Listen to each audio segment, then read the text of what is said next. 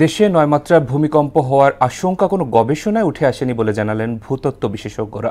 Building code মেনে ইমারত নির্মাণ করলে ক্ষয়ক্ষতি অনেকটাই কমানো সম্ভব বলে জানান তারা।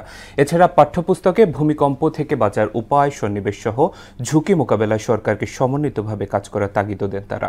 সুরায়া মুনির রিপোর্ট। শুক্রবার সকালে হঠাৎ ভূমিকম্পে কেঁপে ওঠে রাজধানী সহ পুরো দেশ। গেল কয়েক বছর একাধিক মৃদু ভূকম্পের ফলে বড় ধরনের ভূমিকম্পের সম্ভাবনা তৈরি হয়ে জনমনে দেখা দিয়েছে আতঙ্ক। সিগন্যাল তো আগে থেকে আমরা পাই না, দেখা যায় যে হঠাৎ করে এটা চলে আসে, আমরা আতঙ্কের মধ্যে পড়ে যাই। কনক্রিট কোনো ডাটাবেস এবং কনক্রিট কোনো গবেষণাগত জ্ঞান আসলে আমাদের নেই। ভূমিকম্পের ক্ষেত্রে যদি আমাদের সচেতনতা এবং পদক্ষেপ এখনই যদি নেওয়া না হয়, তাহলে বাংলাদেশ আগামীর বাংলাদেশ থাকবে না, আগামীর দুর্যোগের বাংলাদেশ থাকবে। বিল্ডিং কোড মেনে ও ৩ বিষয়কে গুরুত্ব দিয়ে ইমারত নির্মাণ করলে ক্ষয়ক্ষতি কমানো সম্ভব বলে জানান ঢাকা বিশ্ববিদ্যালয়ের ভূতত্ত্ব বিভাগের চেয়ারম্যান অধ্যাপক ডক্টর জিল্লুর রহমান। ৯ মাত্রার ভূমিকম্প হওয়ার সম্ভাবনা কোনো গবেষণায় উঠে আসেনি বলেও জানান তিনি। বিল্ডিং কোড মেনে যদি বিল্ডিং করা হয়, তাহলে আমার এই রিজনে যেই ধরনের আর্থকোয়েক হতে পারে এটার জন্য সেফ। ৯ পয়েন্ট হওয়ার সম্ভাবনা এটা এখনো রেকর্ডেড না। পাঠ্য বইয়ে ভূমিকম্প থেকে বাঁচার উপায় অন্তর্ভুক্ত করা সহ ঝুঁকি মোকাবেলায় সরকার ও সংশ্লিষ্ট বিভাগকে সমন্বিতভাবে কাজ করার তাগিদও দেন তিনি। এক্সিস্টিং বিল্ডিংকে ভূমিকম্প সহনীয় করতে হবে।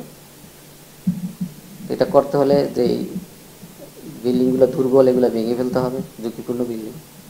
আর যেগুলো মধ্যম এগুলোকে রেট্রোফিট করে তার শক্তি বাড়াতে হবে, স্ট্রেংথেন করতে হবে। হ্যাঁ,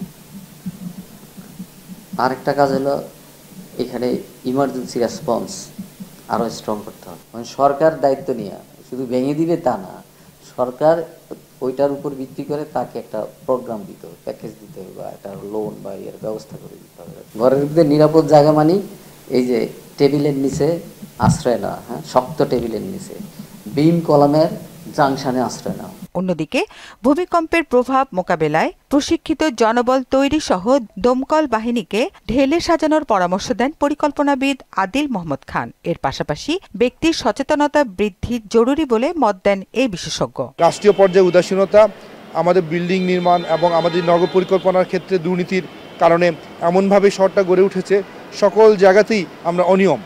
ভবন আমরা যেগুলো তৈরি করেছি সেগুলো অধিকাংশই মানহীন। আবার নগরের পরিকল্পনার ক্ষেত্রে দেখেছি জলাশয় জলাভূমি করে আমাদের এমন অনেক জায়গাতে ভবন তৈরি করা হয়েছে যেগুলো মানে জলাশয়ের কারণেই সেটা বিপন্ন, যতই সেখানে আপনি ইঞ্জিনিয়ারিং স্ট্রাকচার বানান। সরকারি বেসরকারি খাত সতর্ক হলে এবং প্রস্তুতি থাকলে বিপর্যয় এড়ানো সম্ভব বলে জানান আদিল মোহাম্মদ। ভবনকে মজবুত করার জন্য কিছু ইঞ্জিনিয়ারিং কৌশল যেটা স্বল্প ব্যয়ে এক্সিস্টিং বিল্ডিংয়ে করা যায়। সুরাইয়া মুন্নি, মোহনা সংবাদ, ঢাকা।